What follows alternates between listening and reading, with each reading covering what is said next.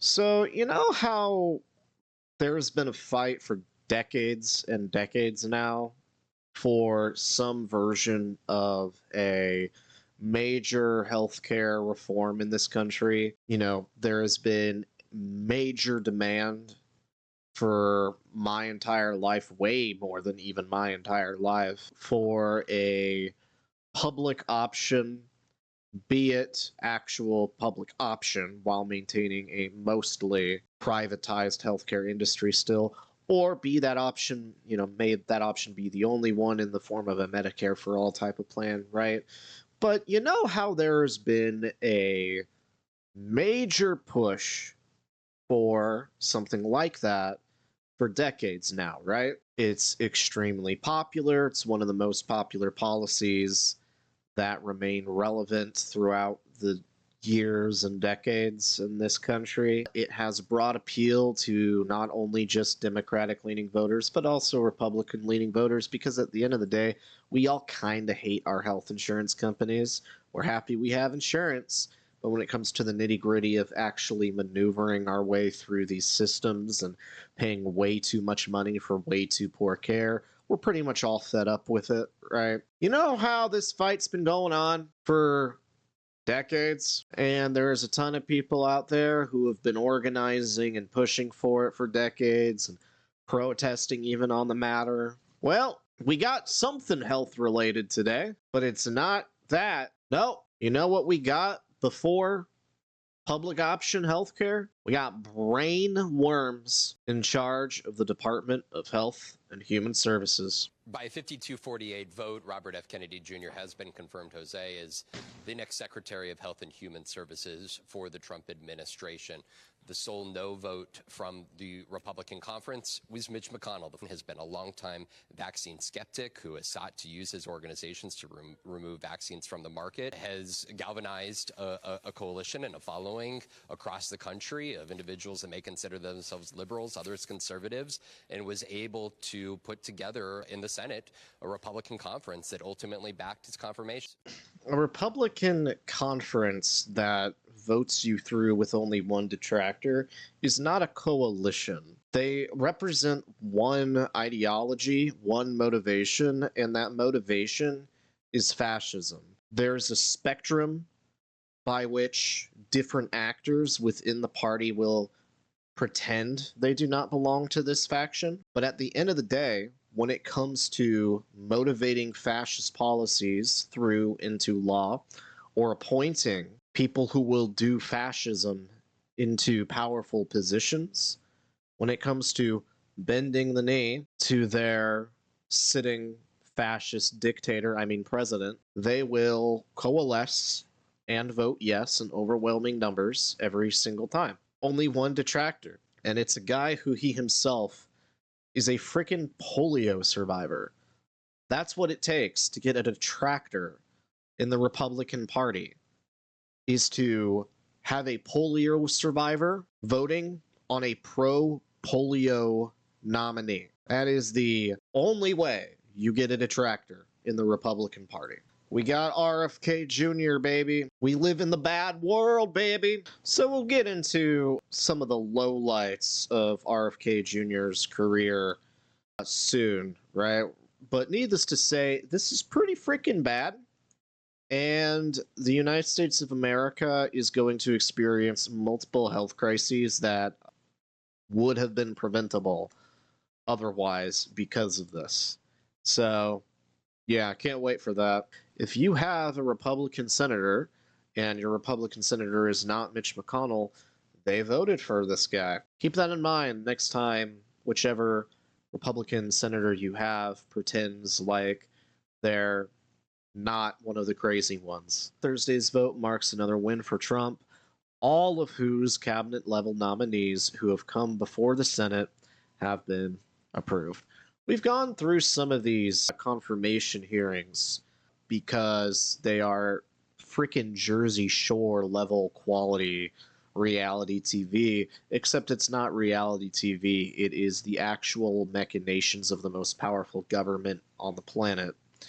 And every single last one of them has been appointed to the position they were nominated for. Kennedy will now be in charge of an expansive $1.7 trillion agency that steers pandemic preparedness, manages government-funded healthcare for millions of people, and oversees vaccine and pharmaceutical drug development. Republican senator who most vocally questioned Kennedy's qualifications, Bill Cassidy of Louisiana, ultimately voted to confirm him. Cassidy, a longtime physician who chairs the Health, Education, Labor, and Pensions Committee, has said he was struggling with his decision after he quizzed Kennedy at 2 confirmation hearings. There are multiple health doctors in the Senate who voted RFK yes into his position. What an absolute dereliction of duty. Do no harm voting to confirm an anti-vaxxer into the make sure people who need vaccines get vaccines position. Good stuff. Cassidy, who's already politically vulnerable should he run for re-election, said in a floor speech last week that Kennedy gave him a series of reassurances that he would maintain the CDC's Advisory Committee on Immunization Practices and that he would not remove statements on the CDC's website, noting that vaccines do not cause autism. We'll see if that actually comes to fruition. Republicans lying at confirmation hearings is not exactly a crazy concept. We, of course, have multiple currently sitting Supreme Court justices who said during their confirmation hearings that they were in favor of Roe v. Wade, at least in terms of being the established law of the land, or a super precedent is another term that was used when questioned about their position on Roe v. Wade during their confirmation hearings. These justices, of course, are the very people who then went on to overturn Roe v. Wade. That is only the most prominent example of Republicans lying at their confirmation hearing and going back on promises they had made. But it is far from the only one. Kennedy also secured the backing of 2 other key Republicans, Lisa Murkowski of Alaska and Susan Collins of Maine, before the vote. Murkowski announced her support after she said Kennedy reassured her about his stance on vaccines. He has made numerous commitments to me and my colleagues, promising to work with Congress to ensure public access to information and to base vaccine recommendations on data-driven, evidence-based, and medically sound research. Since when have Republicans given a crap about medically sound research and data-driven, evidence-based? None of this is in even your average Republican's wheelhouse. These commitments are important to me and, on balance, provide assurance for my vote. Awesome that the only requirement in order for him to be secured to his position by his Republican colleagues is for him to just say, okay, guys, I promise I won't bring back measles and polio. Except he's got one hand, like, obviously tucked behind his back, so it's very clear he's also, crossing his fingers while he's doing it. Okay, guys, I promise I'll be good. Just appoint me to an impossibly powerful position where I am in charge of $1.7 trillion. Okay? I promise I'll be good. And that's apparently enough to get the few Republicans who were hesitant to go, oh, okay, yeah, sure. Collins offered a similar statement this week saying Kennedy had allayed her concerns about his stances on vaccines. In addition to the CDC, the Health and Human Services Secretary oversees the heads of the FDA, the Food and Drug Administration, the National Institute of Health, and the Centers for Medicare and Medicaid Services. This is a bit of a tangent, but right now there is a major piece of legislation making its way through Congress to cut roughly $900 million from Medicaid. So they're already laying the groundwork for tearing apart that and stripping millions of people of their healthcare coverage. He eventually dropped his bid and endorsed Trump, making his "Make America Healthy Again" message onto the campaign trail. His Maha message. You have to say it like that, otherwise it's not accurate. It's not Maha. No one will know what you're talking about, but it's Maha! Notice how, by the way, that is the beginning of a classical evil laugh.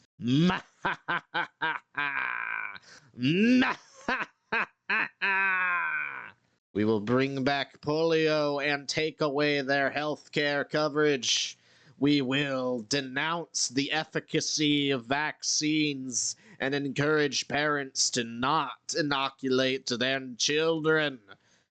Yes, the fields of the graves will be immense and populated by the young, the sick, the grieving, misinformed parents. Tears will forge new tributaries and rivers. Anyway, Kennedy's call to more closely examine chemicals in the nation's food brought support from both parties, but his past activism against vaccines and his advancement of false theories that they are linked to autism prevented him from winning any Democratic support. Yeah, he calls to more closely examine chemicals in the nation's food, but his actual policy proposals for doing that is to decrease regulations. You know, the classic Republican Trump administration, tactic, which makes absolutely no sense. You want higher standards, so you're going to remove standards. Okay, cool. He's an example of a Republican who diagnoses various problems correctly. Of course, there are many, many existential problems with the healthcare industry in the United States, but provide the most insane possible solutions that are not solutions that by any and all means will simply exacerbate these problems tenfold. When you continue to sow doubt about settled science, it makes it impossible for us to move forward, Macky Hassan told Kennedy in an emotional statement at a committee hearing last month.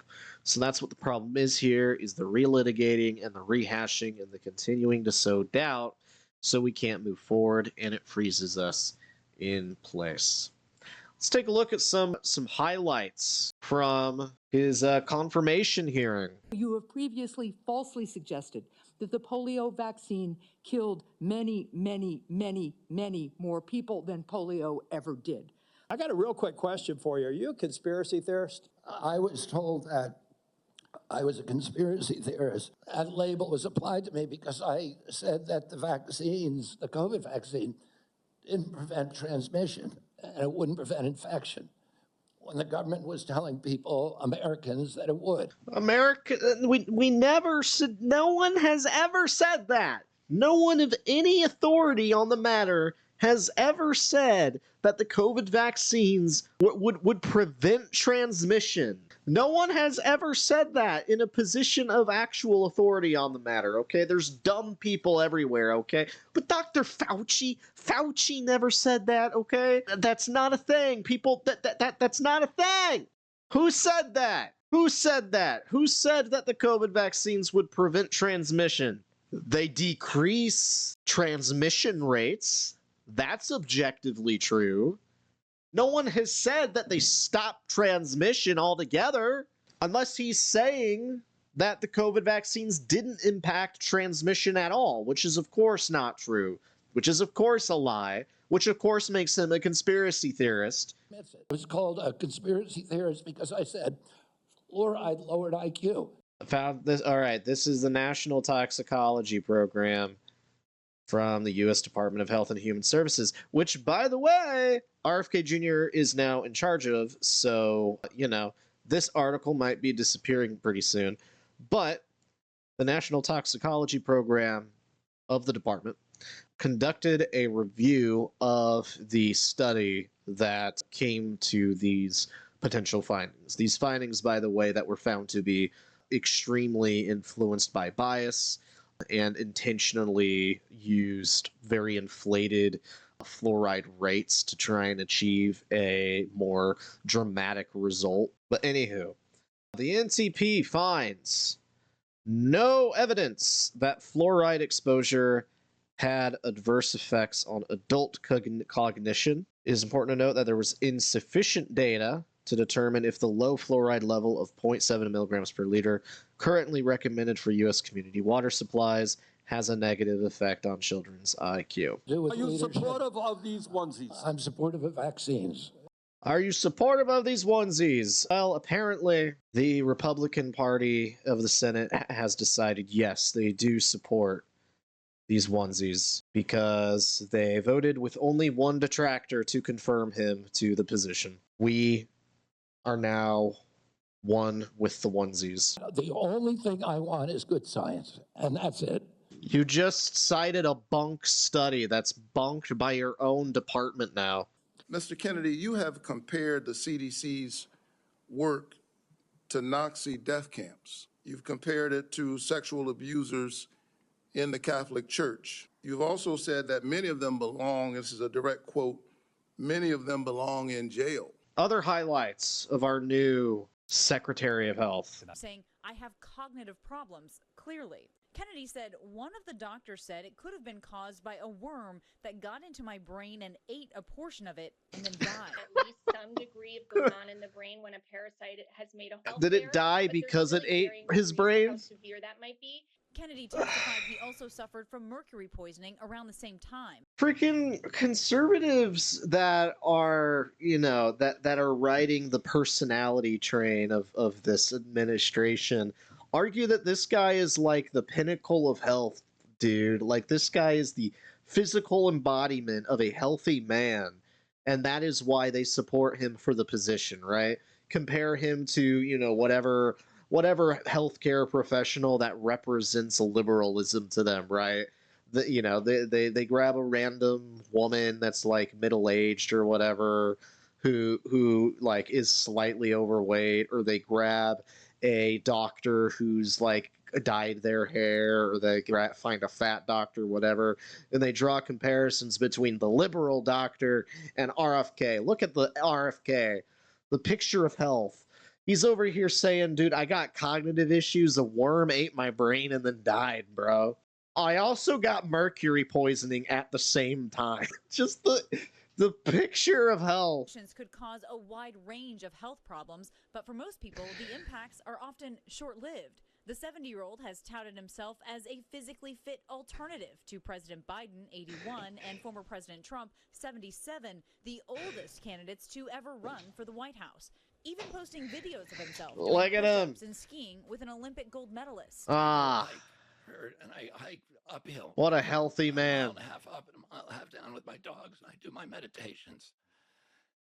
And then I go to the gym, and I go to the gym for 35 minutes. 35 minutes, bro. Holy. That's 35 more minutes than me, to be fair. And that questioning his health is a hilarious suggestion given his competition. Bro, your own personal health does not matter, okay? But you have started this campaign strategy of pretending like it matters. That's why we laugh at your brainworm.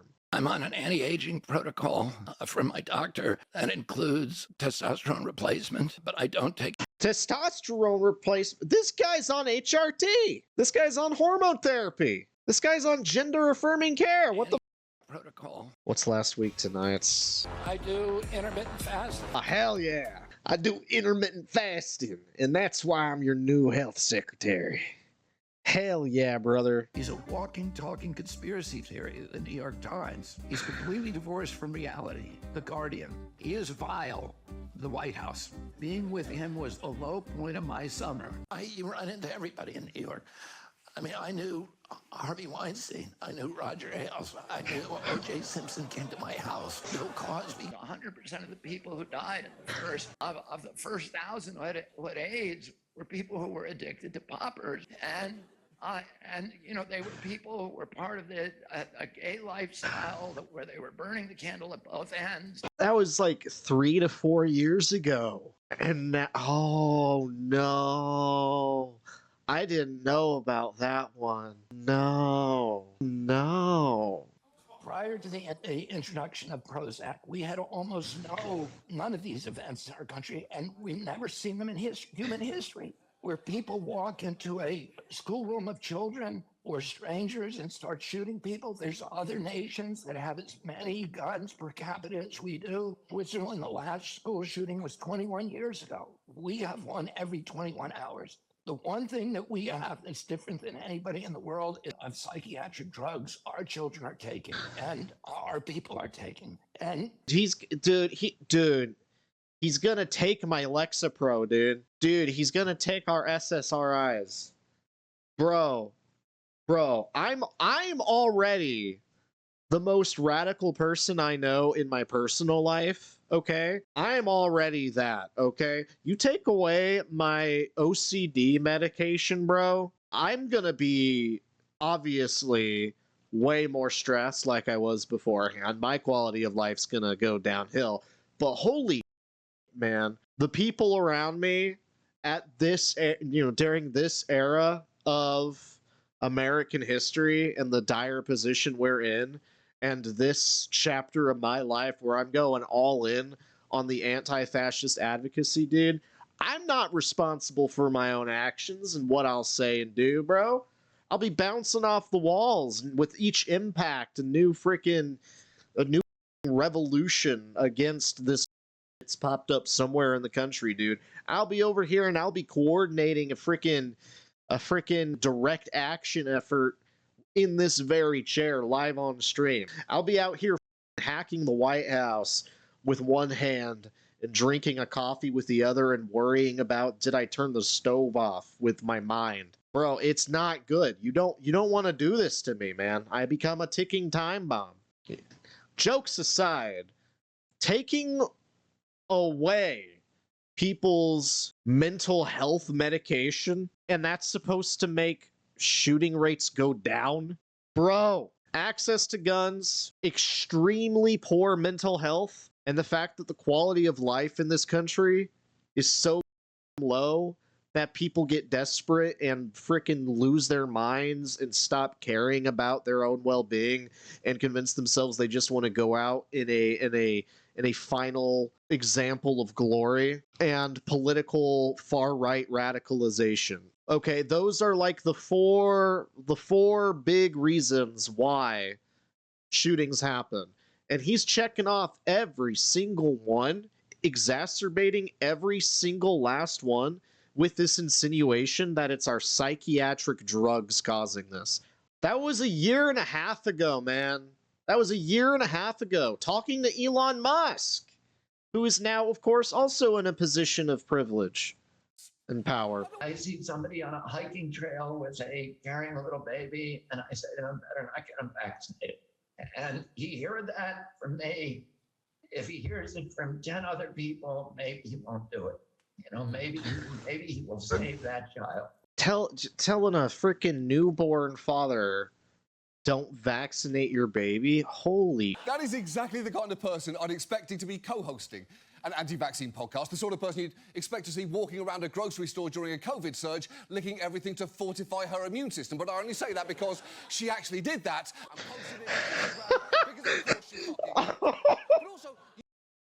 Oh, we're so cooked, man. Holy crap, dude. These are the people our new Secretary of Health associates with, bro.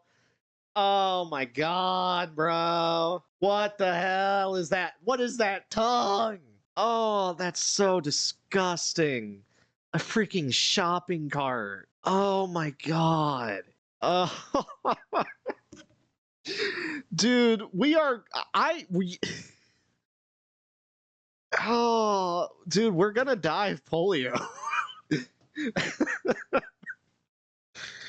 Dude, freaking state mandated grocery cart licking is on the horizon, baby. Oh yeah, we are all gonna die to illnesses that we have solutions to. Let's go. Genuinely though, jokes aside, a lot of people are gonna die.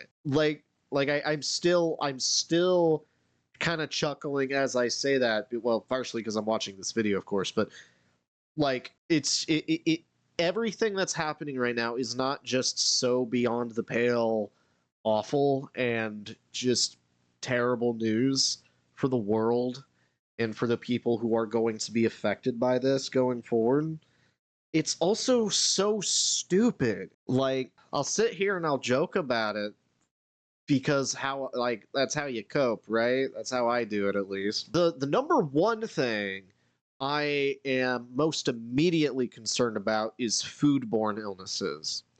Obviously, we have the bird flu going on right now.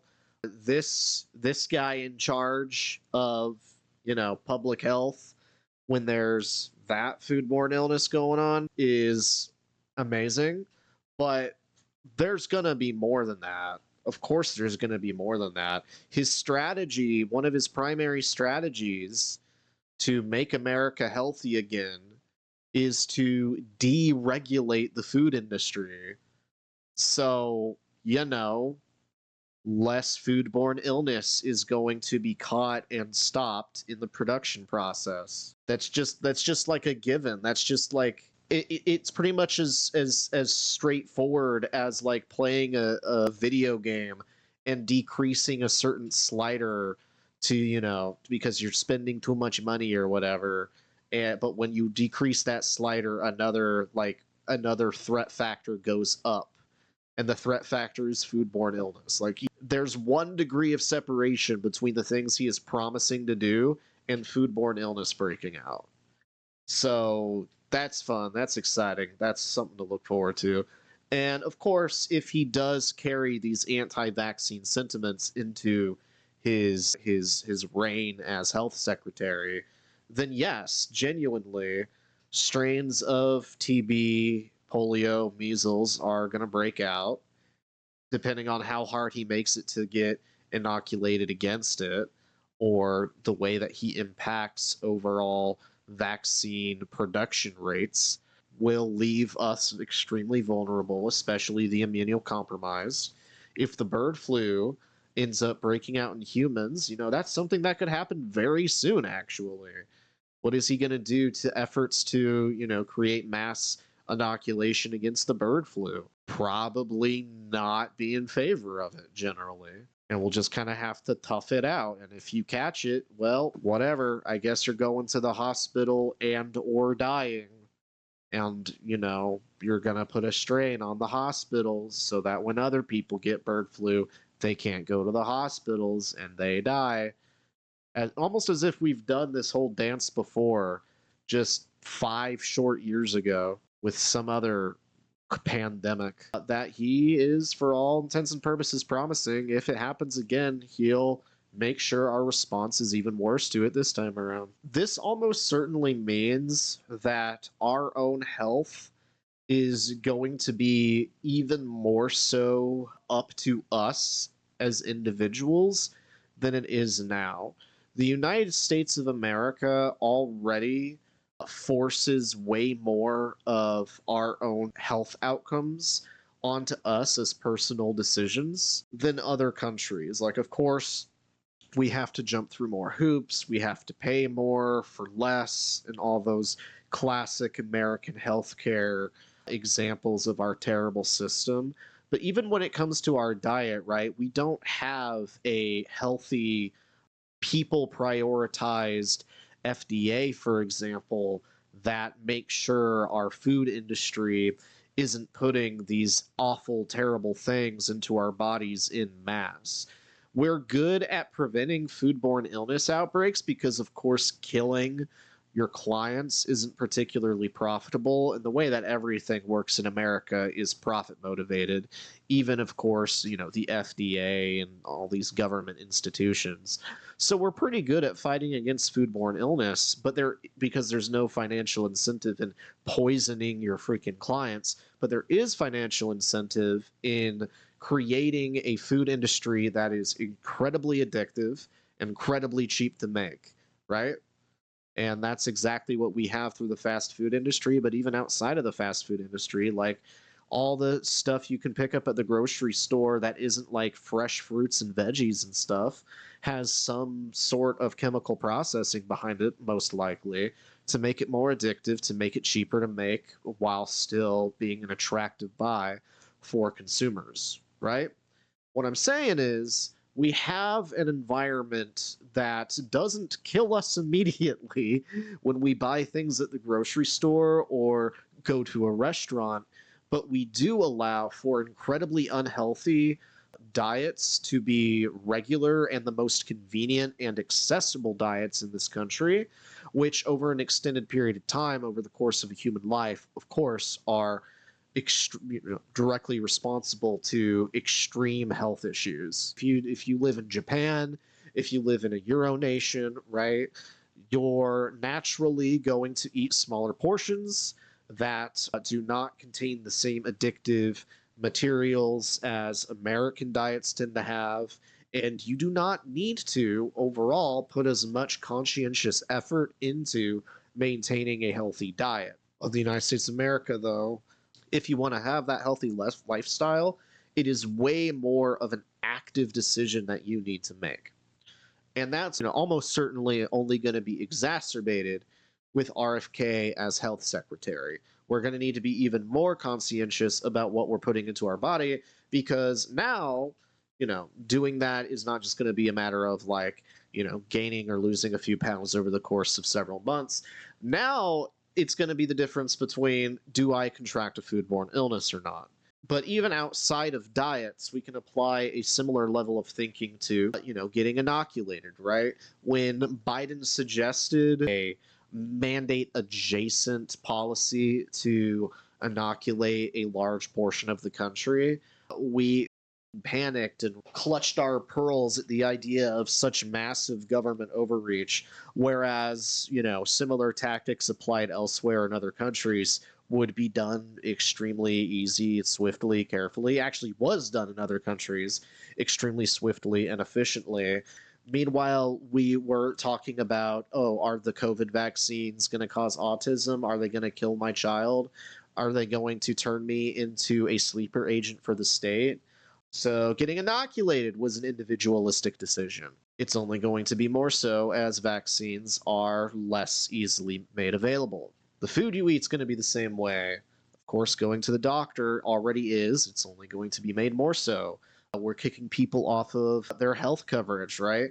There's currently moving through Congress an attempt to cut $900 million from Medicaid. So you're going to lose your coverage, and you're going to have to work harder and more actively to access a doctor without spending a fortune. We already have a system based on our hyper-capitalist economy that requires us to very intentionally make healthy decisions in order to stay healthy. Other countries, a decently healthy lifestyle is simply what is motivated and encouraged by virtue of how they regulate their industries and how they function as economies. And so, if you are in one of these other countries and you want to be healthy, you don't have to make as many conscious decisions to that goal.